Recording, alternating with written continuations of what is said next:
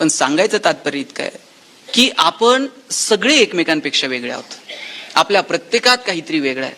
एखादं उंच झाड आहे आणि त्या झाडाखाली काही खुजी छोटी छोटी रोपटी आहेत. ती रोपटी त्या उंच झाडाकडे पाहून शरमून मरत नाहीत.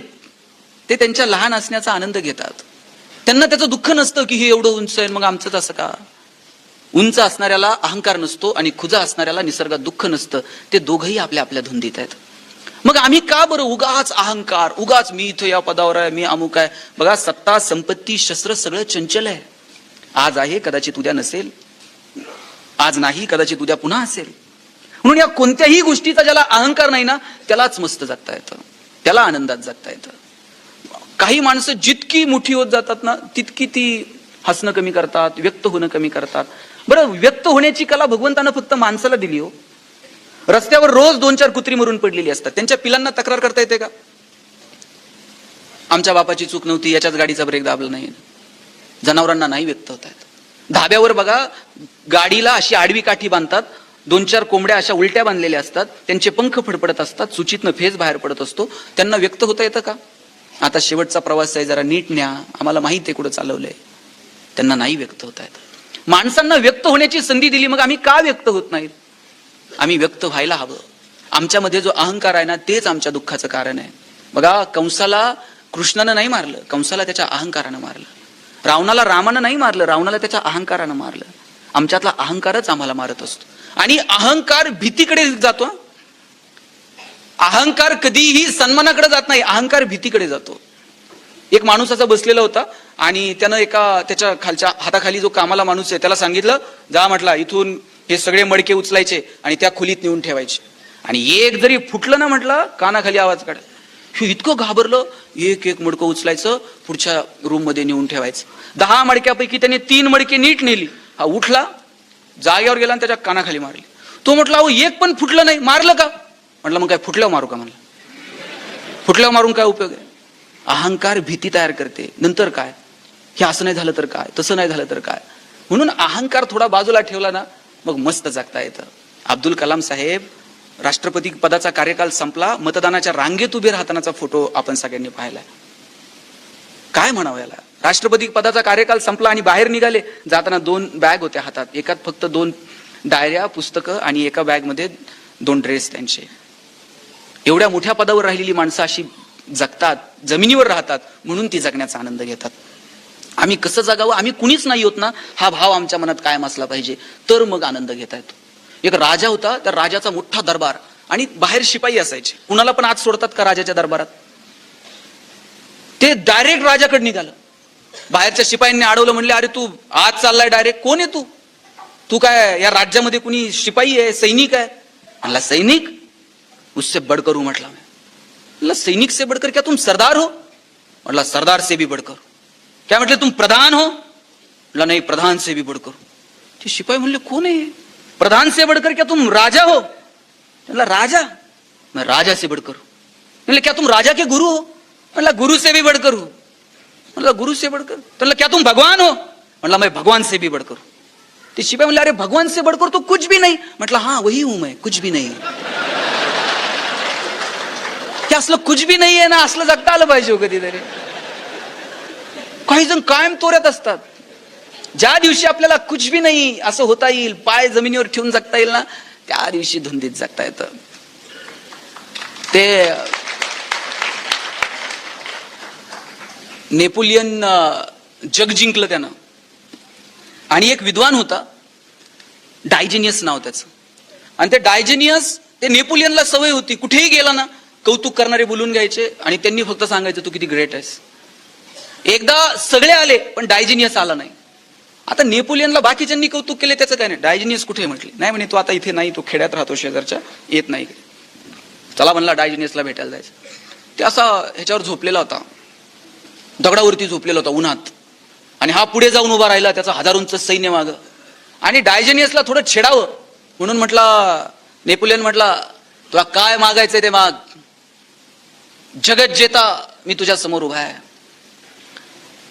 अलेक्झांडर म्हटला, जगत जेता अलेक्झांडर तुझ्या समोर आहे, तुला काय मागायचंय ते माग. म्हटला, अलेक्झांडरला समोर बघितलं आणि डायजेनियस म्हटला, जगत जेता अलेक्झांडर समोर उभा आहे ना, तू एकच गोष्ट दे मला म्हणला. म्हणला काय?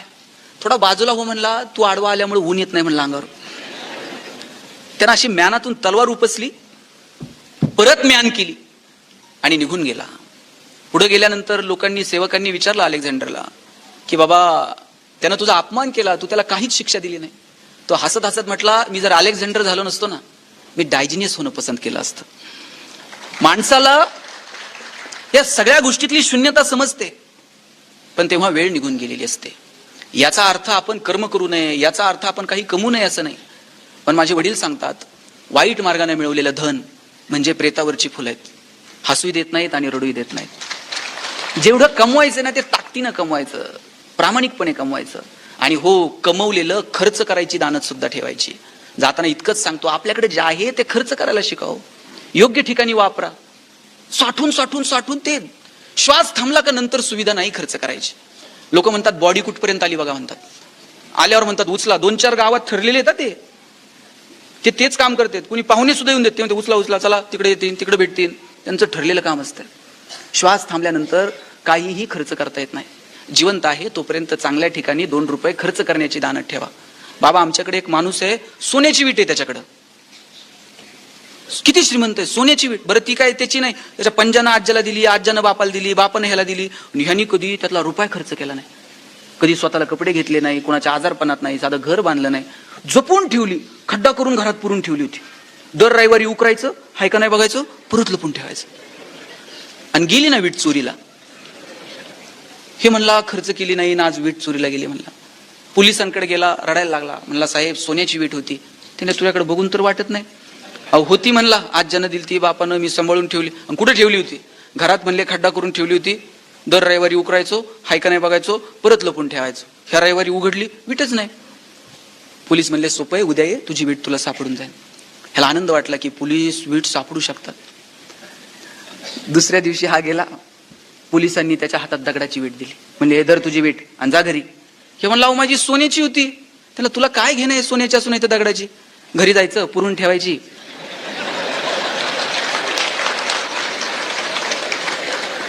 रविवारी उकरून बघायची, परत पुरून ठेवायची. आहे तर त्याचा आनंद उपभोग घेतला पाहिजे. कितीही कमवून ठेवा, पुढची पिढी लायक असली तर ती आपली आपली कमवती, नालायक असली तर तुम्ही किती कमवून ठेवा, 2 दिवसात उडून टाकते बघा ती. म्हणून येणाऱ्या पिढीच्या मनगटात रग निर्माण करू कमवण्याची. त्यांना त्यांचं जगणं शिकू, त्यांच्या पंखात बळ निर्माण करू. मला वाटतं ते बळ त्यांच्या पंखात निर्माण करता आलं ना तर खूप आहे. साठवण्याचा हव्यास नको. ज्या दिवशी साठवण्याचा हव्यास होतो ना, माणूस दुःखाच्या दरीत कोसळायला लागतो. मी त्याचं किती काय सांगू तुम्हाला, कोणती उदाहरणं सांगू. ज्या दिवशी आपल्याला म्हणजे एखाद्याकडे 99 येत ना, त्याला 99चा आनंद नसतो, ते 100 साठी धडपडत राहतं. एक मिर्झा गालिबचा खूप सुंदर शेर होता. त्याचा मतितार्थ असा आहे, हर किसी की खुशी बस एक कदम दूर है, लेकिन हर एक घर में एक कमरा कम है. प्रत्येक घरात एक खोली कमी आहे साहेब. ज्याच्याकडे 1 आहे त्याला वाटतं 2 पाहिजे होत्या, ज्याच्याकडे 2 आहेत त्याला वाटतं 3 पाहिजे होता, ज्याच्याकडे 10 आहेत त्यालाही वाटतं 11वी पाहिजे होती. प्रत्येक घरात एक खोली कमी आहे आणि तेच आमच्या दुःखाचं कारण आहे. मिळवण्यासाठी जरूर प्रयत्न करा, पण जे आहे त्याचा आनंद घेता येईल का त्याचा प्रयत्न करा. त्या रस्त्यानं असं ट्रक चाललेला होता तांदळाचा आणि 2 पोते तांदूळ खाली पडला. तिथून 4 मुंग्या चाललेल्या होत्या. त्या मुंग्या गेल्या, त्यांनी एक तांदळाचा दाणा उचलला आणि आपल्या वारुळाकडे निघून गेल्या. परत त्यांनी तांदळाच्या पोत्याकडे वळून सुद्धा बघितलं नाही. तिथं 4 चिमण्या आल्या, त्यांनी 4 दाणे उचलले, आपल्या घरट्याकडे निघून गेल्या. परत त्यांनी त्या पोत्यांकडे वळून सुद्धा पाहिलं नाही. तिथं 4 गायी आल्या, त्यांनी मुठमुठ तांदूळ खाल्ले, निघून गेल्या. परत त्यांनी वळून बघितलं नाही. आणि नंतर तिथे 4 माणसं आली, तिथं एकही तांदळाचा दाणा उरला नाही. हव्यास आम्हाला आनंदापर्यंत घेऊन जाऊ शकत नाही. आम्हाला आनंदापर्यंत जायचं असेल तर शेवटच्या 2 मिनिटात सांगतो, मोठी स्वप्न बघा, पण छोट्या छोट्या गोष्टींचा आनंद घ्यायला विसरू नका. शेवटचं 1 मिनिट फक्त. मी नेहमी माझ्या भाषणात सांगतो, स्वप्न मोठी बघा. गरिबीत जन्माला आलायत ना, आणि सांगून टाका आजच, गरिबीत मरणार नाही, आम्ही श्रीमंतच होणार आहोत. पण याचा अर्थ गरिबीत रडत बसायचं असं नाही. आहे त्या क्षणांची मजा सुद्धा आपल्याला घेता आली पाहिजे. छोट्या छोट्या गोष्टींचा आनंद घेता आला पाहिजे. आम्ही ती म्हातारी पकडायचो लहानपणी, माहितीये, झाडातून यायची. ती अजूनही तरुण आहे, पण व्यसनाच्या त्याच्या हातात मोबाईल द्या,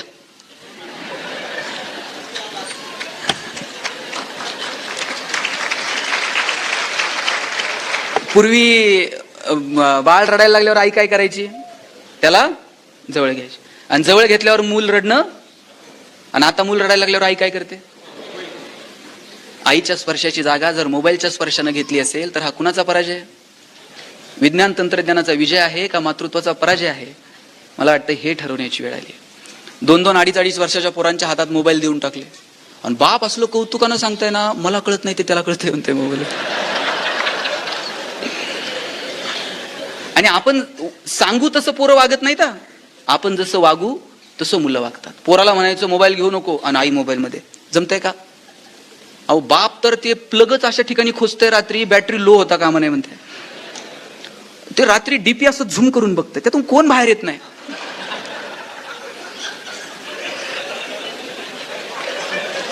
ज्यांना कळलं ते हसले, बाकीचे घरी गेल्यावर हसते. घरी गेल्यावर हसायचं म्हणजे कुलूप तोडल्यावर चावी सापडण्यासारखे. उपयोग आहे का? साध्या साध्या गोष्टींची मजा घ्या. मोबाईल खूप सुंदर साधन आहे, विदिन अ सेकंद तुम्ही जगापर्यंत पोहोचता. पण त्याचा किती अतिरेकी वापर. वय वर्ष 0 ते 11 वयोगटातल्या लाखो मुलांचा स्क्रीन टाइम इतका वाढलाय की त्यांचे डोळे निकामी होण्याची वेळ आली आहे.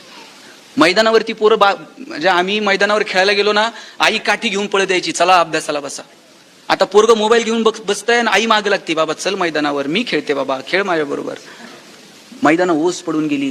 पुस्तकं पोरांना लायब्ररीत जाऊन वाचण्याची सवय उरली नाही. मला वाटतं काय पेरायचं येणाऱ्या पिढीसोबत ते ठरवा. या पोरांना छोट्या छोट्या गोष्टीतला आनंद घ्यायला सांगा, त्यासाठी आईबाप म्हणून त्यांना वेळ द्या. साहेब, पाटील साहेब, आम्ही पुण्यात शिकायला गेलो. आमची आई नगरहून पुण्याला डबा पाठवायची. हो बरं, नगरहून पुण्याला डबा म्हणजे डॉक्टर सकाळी 9:30 वाजता पुण्याच्या एसटी स्टँडला डबा असायचा, आणि 9:30 वाजता जर पुण्याच्या एसटी स्टँडला डबा होता तर नगरवरून 6च्या गाडीने दिला असेल. आणि 6च्या गाडीला जर आईचा डबा तयार होता तर आई 4 वाजता उठली असेल, पीठ मळला असेल, भाकर थापली असेल. 2 वर्षात चतकोर सुद्धा भाकर आम्ही फेकून दिली नाही. आई सकाळी उठून आपल्यासाठी डबा पाठवते ना, आपण चतकोर सुद्धा भाकर फेकून द्यायची नाही. बरं, डबे काय फडक्यात डबे यायचे, आणि फडक्यात चिठ्ठी असायची, पोरांनो डबे खा, फडके जपून ठेवा. फडके जपून ठेवायचे. शनिवारच्या गाडीने फडके परत पाठवायचे, सोमवारी त्याच फडक्यात परत डबे यायचे. आता तुम्ही पोरांचे टिफिन चेक करा. Maggi, noodles, Kurkure, pastries, biscuits, विकत आणलेले प्रोडक्ट पोरांच्या डब्यात असतात. आणि अजून जर पगार वाढले ना, बायका 100ची नोट टाकून देणार डब्यात, तिकडच जाण काय खायचंय ते खा. आई पोरांना जवळ घ्यायची, गालावर ओठ लावायची. आता तसलं उरलंच नाही. आई लिपस्टिक पुसेल म्हणून पोरांना फ्लाइंग केस द्यायला लागले, चलो बाबा. 10-10, 12-12 वर्षाची पोरं होईपर्यंत बापाच्या पायावर पाय टाकून झोपत होती. आता 2-2 वर्षाच्या पोरांचे सेपरेट बेडरूम आहेत. जुन्या काळात आई बापाला शरीराचे धर्म नव्हते का?